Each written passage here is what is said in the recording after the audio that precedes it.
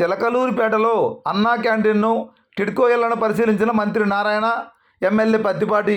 ఇక పూర్తి సమాచారం మేరకు టిడ్కో ఇళ్ల విషయంలో ప్రభుత్వం కీలక నిర్ణయం తీసుకుందని, సకల వసతులతో టిడ్కో ఇళ్లు పూర్తి చేస్తామని, వాటిల్లో నిజమైన లబ్ధిదారులకు మాత్రమే హక్కు పత్రాలు జారీ చేస్తామని రాష్ట్ర పురపాలక శాఖ మంత్రి నారాయణ, మాజీ మంత్రి చిలకలూరిపేట తెలుగుదేశం పార్టీ ఎమ్మెల్యే పత్తిపాటి పుల్లారావు గురువారం మధ్యాహ్నం 3 గంటల సమయంలో పేర్కొన్నారు.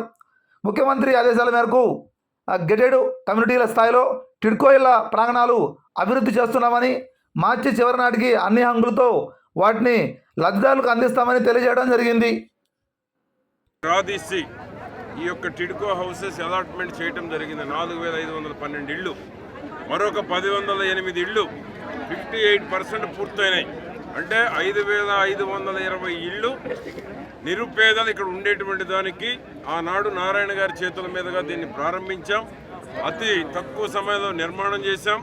ఈ రోజు కూడా కనీసం చేమని క్రాక్ అనేటువంటిది బిల్డింగ్లు ఎక్కడ కనపడలేదు. గత పాలకులు రంగు తీసుకున్నారు, పోయారు.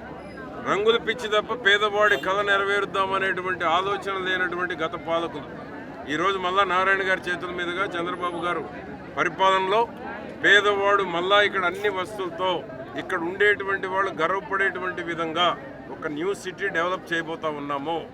ఎవరు ఉంటే వాళ్ళకి రైట్స్ ఇవ్వబోతున్నాం. అమ్మిన వాళ్ళకి రైట్ లేదు, అద్దెకిచ్చిన వాళ్ళకి రైట్ లేదు. ఎవరైతే చేరిపోతారో వారికే రైట్ ఇవ్వబోతున్నాం. నారాయణ గారు స్పష్టంగా 300 అడుగులు తీసుకున్నటువంటి వాళ్ళకి హౌస్ ఫ్రీ అని స్పష్టంగా చెప్పారు. మిగతా వారు కూడా చెప్తారు. అన్నీ నేనే చెప్తే బాగుంటుంది.